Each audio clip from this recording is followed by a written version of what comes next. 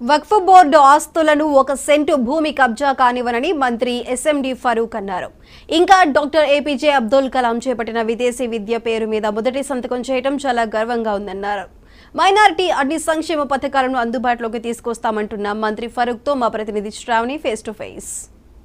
భారీ మెజార్టీతో అధికారంలోకి వచ్చింది. మనతో పాటు ఉన్నారు మైనార్టీ శాఖ ఈ రోజు ఛార్జ్ తీసుకుంటున్నారు, మంత్రిగా బాధ్యతలు తీసుకుంటున్నారు ఫరూక్ గారు ఉన్నారు. సార్ చెప్పండి సార్, మంత్రిగా బాధ్యతలు తీసుకోవటం మీకు ఎలా అనిపిస్తుంది? సంతోషంగా అనిపిస్తుంది కదా. మంత్రిగా ఒకసారి కాదు, చాలాసార్లు చేశాను మంత్రిగా. First time, number of times అవకాశం కలిగించింది నాకు. చంద్రబాబు నాయుడు గారు, ఎన్టీ రామారావు గారు, as long as Telugu Desam party అధికారం ఉన్నప్పుడంతా నేనే మంత్రిగా ఉన్నా.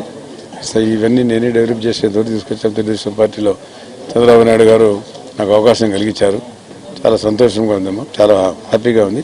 చేయవలసిన కర్తవ్యం ఉంది, బాధ్యత ఉంది, సంకల్పం ఉంది. దాన్ని మేము ముందుకు తీసుకోవాల్సిన అవసరం ఉంది. సార్, రాష్ట్రాన్ని ఏ విధంగా అభివృద్ధి చేస్తున్నారు సార్? ఇప్పుడు రాష్ట్రాన్ని అభివృద్ధి చంద్రబాబు నాయుడు గారు చేస్తారమ్మా. మేమందరం కూడా సమైక్యంగా క్యాబినెట్ అంతా కూర్చొని వారి అడుగుజాడల్లో వారు ఏ రకం చేస్తే, వాళ్ళు ఏ ఆదేశాలు ఇస్తే రాష్ట్రాన్ని ఏ అభివృద్ధి పదవులు తీసుకుపోవాలనేది తెలుసు.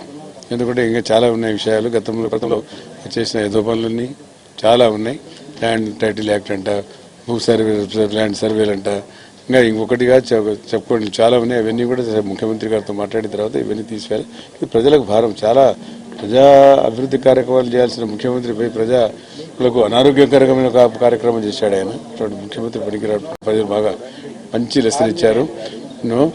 కనీసం 1 సీటు కూడా దక్కి, కనీసం 11 సీట్లే దక్కినాయి. సంతోషపడాలి ఆయనకి.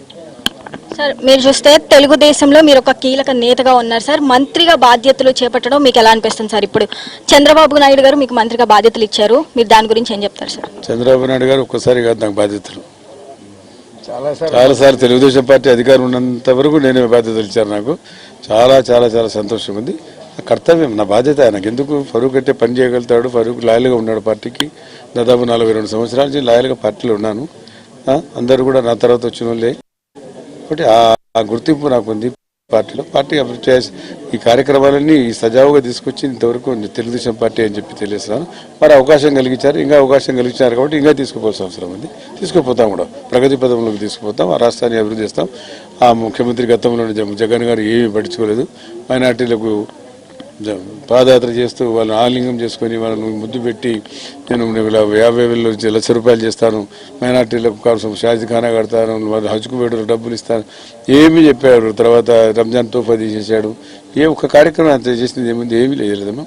ఆ ఇచ్చిన రిజర్వేషన్ కూడా కోర్టు పోతే దాన్ని కాపాడుకోవడానికి మాకు లా డిపార్ట్మెంట్ ఉంటుంది. దాన్ని తప్పకుండా వారితో మాట్లాడి మంచి లాయర్లు పెట్టి సుప్రీంకోర్టులో కూడా దాంట్లో 4% రిజర్వేషన్ ఉందో దాన్ని కూడా కాపాడతామని చెప్పి తెలియజేస్తాము. సార్, మనం చూసుకుంటే తెలుగుదేశం ప్రభుత్వం ఉన్నప్పుడు మైనార్టీలకి కొన్ని స్కీమ్స్ అయితే తీసుకొచ్చింది సార్. గత వైసీపీ ప్రభుత్వం అయితే వాటిని అయితే రద్దు చేసింది సార్. మీరు ఇప్పుడు అవి కొనసాగిస్తారా సార్? అది మేము ప్రవేశపెట్టిన స్కీమ్లే. మేము కాకుండా ఎవరు చేస్తారు? జగన్ ఏం చేయలేదు. మేము ప్రవేశపెట్టాం కాబట్టి తీసేసాడు ఆయన, చేయలేదు. అవన్నీ ప్రవేశపెట్టింది నేను. చంద్రబాబు నాయుడు గారు అవకాశం ఇచ్చారు, ఎన్టీ రామారావు గారు అవకాశం ఇచ్చారు కాబట్టి చేశాం. ఇలాంటి గుర్తింపు ఆడుంది తల్లి. గుర్తింపే లేదు మైనార్టీలకు. ఎన్టీ రామారావు గారు వచ్చిన తర్వాత గుర్తింపు వచ్చింది మైనార్టీలకు. ఈ శాఖ వచ్చింది అప్పుడు ఏర్పాటు చేయి. ఇవన్నీ ఎక్కడెక్కడ ఉన్నాయి, 3 భాగాలుగా 4 భాగాలుగా ఉన్నాయి. ఇవన్నీ దాన్ని ఒకటి చేశాం ఎన్టీ రామారావు గారు. ఈరోజు మైనార్టీ సంస్థ అనేది ఒకటి ఉంది. ఏంటంటే ఎన్టీ రామారావు గారి వల్ల ఉంది. చంద్రబాబు నాయుడు గారు దాన్ని అభివృద్ధి చేశారు. Okay sir, thank you. Okay sir, thank you sir. ఇది ఫరూక్ గారు చెప్తుంది. తెలుగుదేశం పార్టీ ఉన్నప్పుడు ఏదైతే స్కీములు ఉన్నాయో అవే మళ్ళీ కొనసాగిస్తా అని చెప్తున్నారు. కెమెరామెన్ కృష్ణతో శ్రావణి, 99 టీవీ, ఏపీ సచివాలయం.